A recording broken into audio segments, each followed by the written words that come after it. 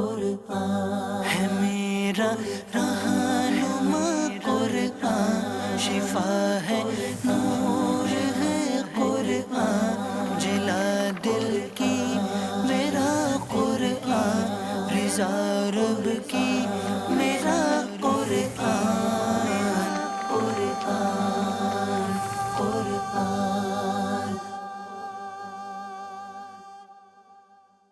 الحمدللہ رب العالمین والصلاة والسلام علی سید المرسلین، اما بعد فاعوذ باللہ من الشیطان الرجیم، بسم اللہ الرحمن الرحیم۔ الصلاة والسلام علیک یا رسول اللہ وعلی آلک واصحابک یا حبیب اللہ، الصلاة والسلام علیک یا نبی اللہ وعلی آلک واصحابک یا نور اللہ۔ میٹھے میٹھے اسلامی بھائیوں اور مدنی چینل کے ناظرین، سلسلہ ہے ایک قصہ ہے قرآن سے۔ قرآن ہے میرا رہنما، قرآن شفا ہے، نور ہے قرآن، جلا دل کی میرا قرآن، رضا رب کی میرا قرآن، قرآن قرآن۔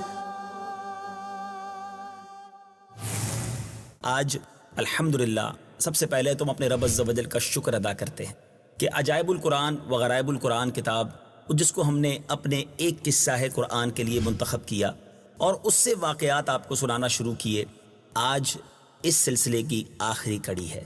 آج آخری موضوع ہے جو ہم اپنے سلسلے میں بیان کریں گے۔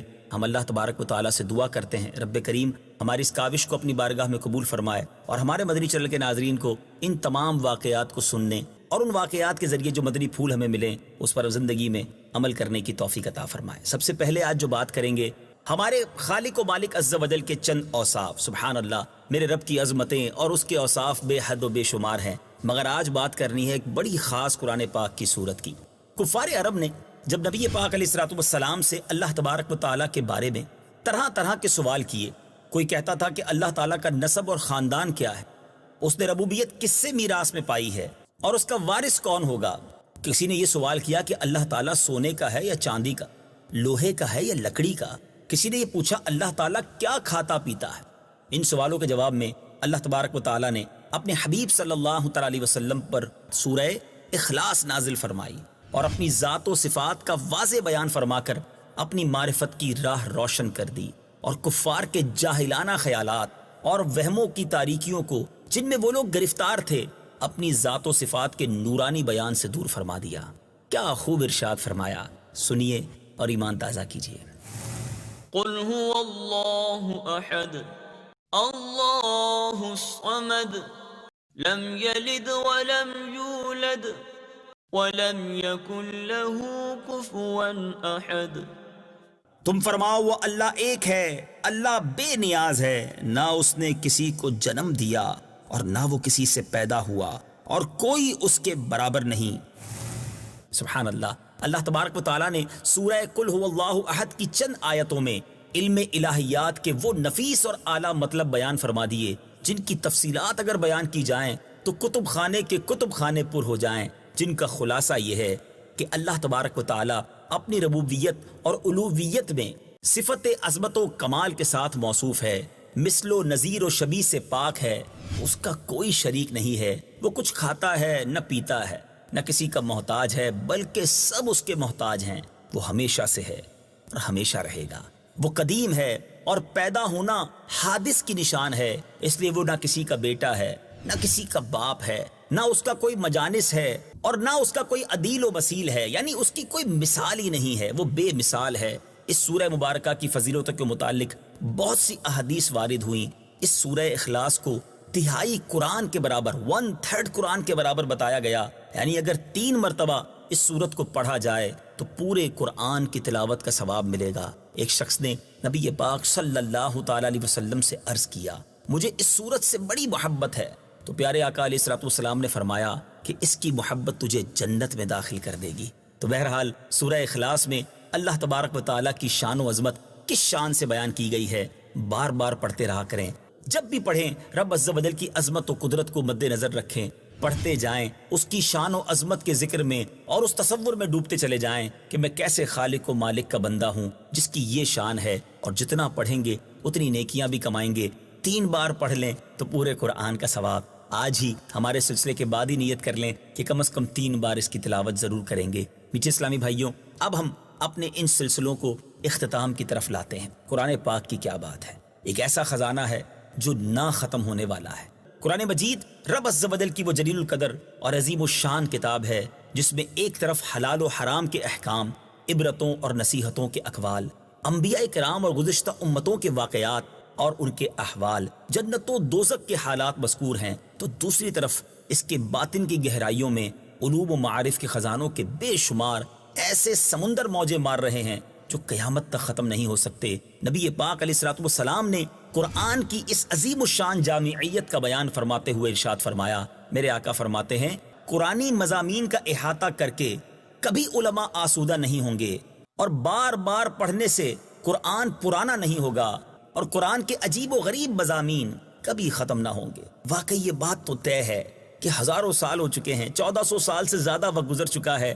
جتنی بار قرآن پڑھیں، جتنی بار سنیں، ایک دل کو نیا لطف ملتا ہے، قرآن پرانا محسوس نہیں ہوتا. حضرت سیدنا علی خواص رحمۃ اللہ تعالی فرماتے ہیں کہ بے شک اللہ تعالیٰ نے مجھے سورہ فاتحہ کے معانی پر آگاہ فرمایا تو ان میں سے 1,40,999 علوم مجھ پر منکشف ہوئے. سورہ فاتحہ کے علوم کا یہ عالم ہے. امام شعرانی اپنی کتاب میزان میں تحریر فرماتے ہیں کہ میرے بھائی افضل الدین نے سورہ فاتحہ سے 2,47,999 علوم نکالے ہیں.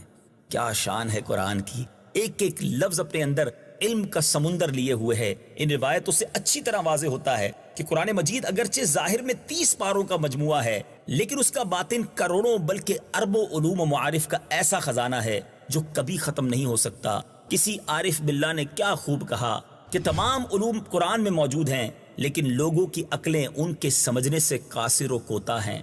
الحاصل قرآن مجید میں صرف علوم و معارف ہی کا بیان نہیں، بلکہ حقیقت یہ ہے کہ قرآن مجید میں پوری کائنات اور سارے عالم کی ہر چیز کا واضح اور روشن تفصیلی بیان ہے.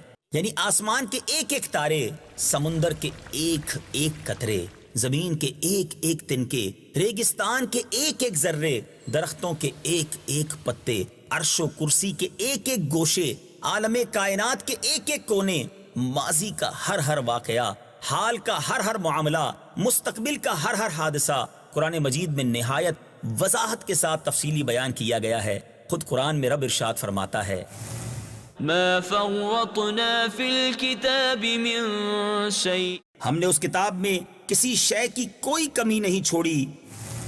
لیکن واضح رہے کہ قرآن کی یہ اعجازی شان ہمارے اور آپ کے اور عام لوگوں کے لیے نہیں، بلکہ قرآن کی اس اعجازی شان کا کامل ظہور تو صرف پیارے آقا علیہ الصلوۃ والسلام کے ساتھ مخصوص ہے، اور صرف آپ ہی کا یہ معجزہ ہے کہ آپ نے قرآن مجید کے تمام مضامین و معانی کو تفصیلی طور پر جان لیا. اور پورا قرآن نازل ہو جانے کے بعد کائنات عالم کی کوئی شے، ماضی و حال اور مستقبل کا کوئی واقعہ سرکار دو عالم صلی اللہ تعالی علیہ وسلم سے پوشیدہ نہیں رہا، اور آپ نے ہر غیب و شہادت کو تفصیلی طور پر جان لیا، کیونکہ اللہ تبارک و تعالی قرآن ہی میں ارشاد فرماتا ہے وَنَزَّلْنَا عَلَيْكَ الْكِتَابَ تِبْيَانًا لِكُلِّ شَيْءٍ، اور ہم نے تم پر یہ قرآن اتارا جو ہر چیز کا روشن بیان ہے. سبحان اللہ سبحان اللہ. بہرحال میرے میٹھے اور پیارے اسلامی بھائیوں، کیا بات ہے قرآن کی. اللہ مجھے اور آپ کو قرآن پاک سے سچی محبت عطا فرمائے، اس عظیم علم کے سمندر سے کچھ اپنے لیے بھی دامن بھرنے کی توفیق عطا فرمائے. ہم نے ایک چھوٹی سی کوشش کی کہ قرآن کے واقعات مختلف قسطوں میں آپ تک پہنچائے جائیں. اللہ کریم ہماری اس کاوش کو قبول فرمائے. لیکن ان سلسلوں سے ایک بات تو سیکھنے کو ملتی ہے کہ قرآن میں کیا کچھ موجود ہے اور ہمارا علم کتنا محدود ہے. یہ قرآن ہم سب کے لیے تشریف لایا ہے. اسے پڑھیے، اسے سمجھیے، اس پر عمل کیجیے اور قرآن سے سچی دوستی کر لیجیے، کیونکہ قرآن قبر میں اور آخرت میں شفاعت کرے گا. قرآن پڑھنے والوں کے لیے قبر میں نور بن جائے گا. اللہ مجھے بھی اور آپ کو بھی قرآن پاک سے سچی محبت عطا فرمائے، زیادہ سے زیادہ اس کی تلاوت کرنے کا شوق عطا فرمائے، اور پھر اس کو سمجھ کر عمل کرنا نصیب فرمائے. میٹھے میٹھے اسلامی بھائیوں، اب آپ سے اجازت لینے کا وقت ہے. میں ایک گزارش کرنا چاہوں گا. ان سلسلوں کو کرنے کے لیے ہماری ایک پوری مجلس نے کام کیا. کئی بار رات دیر سے سلسلے کیے گئے، کئی بار ہم نے فجر کے بعد بھی سلسلے کیے.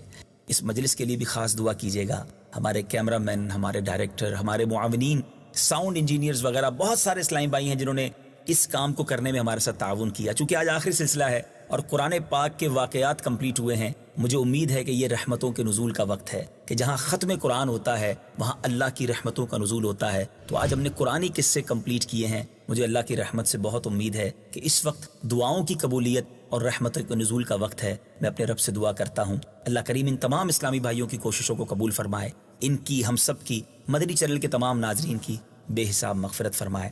آپ بھی ہم سب کے لیے ضرور دعا کیجیے گا. صلو علی الحبیب صلی اللہ تعالی علی محمد صلی اللہ علیہ وسلم. قرآن ہے میرا رہنما، قرآن شفا ہے